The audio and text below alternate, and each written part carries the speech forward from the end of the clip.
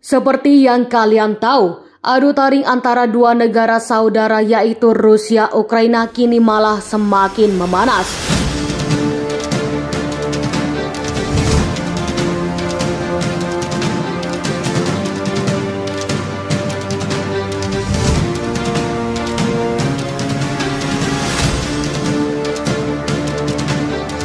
Halo sahabat alur militer. Senjata tempur dari negara asing terus berdatangan demi memperkuat kedua belah kubu blok barat dan blok timur pun kini seolah-olah kembali baku hantam seperti perang dunia.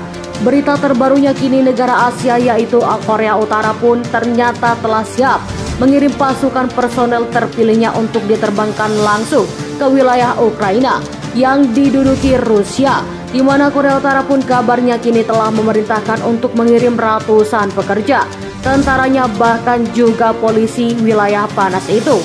Lantas pertanyaannya, pekerjaan apakah yang sebenarnya akan dilakukan oleh Korea Utara di Ukraina? Kapankah mereka berangkat dan bagaimanakah berita selengkapnya? Setelah ini kita bahas. Kemudian Kepala Staf Angkatan Darat atau KSAD Indonesia yaitu Jenderal Dudung Abdul Rahman pun ternyata telah bertandang ke negara Jepang. Tak main-main dalam kunjungan itu menyatakan bahwa ia ingin mengirim pasukan lintas udara dan pasukan amfibinya ke Indonesia. Lantas bagaimana berita selengkapnya? Mari kita kupas satu persatu. Pertama kali datang dari salah satu sahabat karir Rusia yaitu Korea Utara. Setelah lama tak ada kabar mengenai langkah Korea Utara terhadap Ukraina, Rusia kali ini dikutip dari beberapa sumber. Pemerintah Korea Utara dikabarkan telah memerintahkan perusahaan-perusahaan di negara tersebut untuk mengirim personel terpilihnya ke wilayah timur Ukraina. Personel itu pun dikirim untuk ikut berpartisipasi dalam pekerjaan konstruksi di wilayah Ukraina.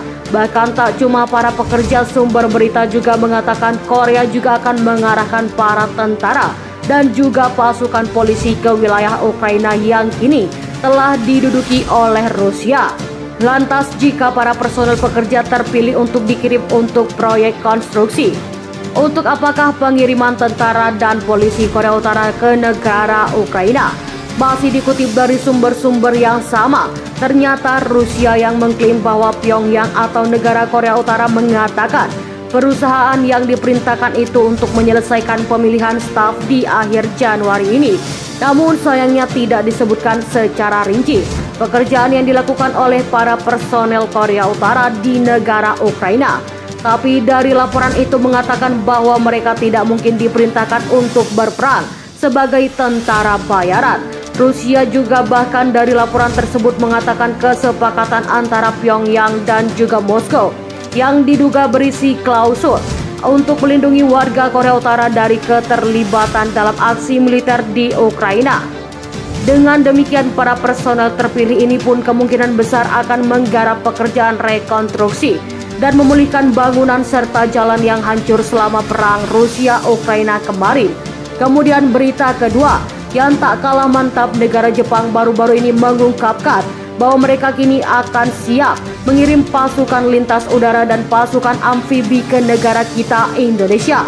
Apalagi dikutip dari banyak sumber berita, baru-baru ini tepatnya pada hari Jumat 2 Februari kemarin, KSAD Jenderal TNI di Bapak Dudung Abdul Rahman telah melakukan kunjungan kehormatan langsung ke markas besar Angkatan Darat Jepang di Ichigaya, Tokyo, bertemu dengan KSAD Jepang yaitu Jenderal Yoshida Yoshide. Kedua negara jenderal dan delegasi ini pun lantas membahas kerjasama militer dan juga ini meningkatkan kerjasama latihan penanggulangan bencana antara TNI Angkatan Darat bersama dengan Angkatan Darat Jepang. Jenderal Yoshida pun ternyata sempat mengungkapkan terima kasihnya atas kerjasama militer Angkatan Darat TNI dengan Jepang yang berlangsung sangat baik, khususnya di bidang latihan terkait keterlibatan pasukan lintas saudara Angkatan Darat Jepang saat pelaksanaan Latma Super Garuda Show 2022 tahun kemarin. Jenderal Yoshi pun berharap bahwa Angkatan Darat Jepang dapat meningkatkan partisipasi mereka dalam alat masuk di tahun ini dengan melibatkan pasukan lintas udara dan juga pasukan amfibi Mendengar hal ini, Jenderal Dudung pun menyambut baik keinginan besar tersebut. Ia mengungkapkan bahwa Super Galrudal Shield 2023 saat ini sedang dalam tahap perencanaan dan pematangan tingkat Mabes TNI.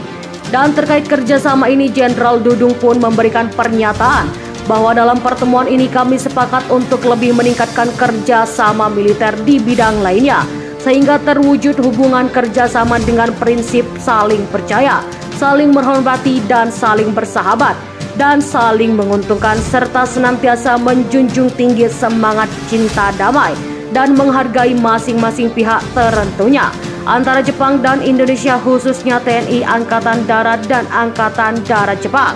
Bagaimana pendapat Anda? Silahkan komen di kolom komentar.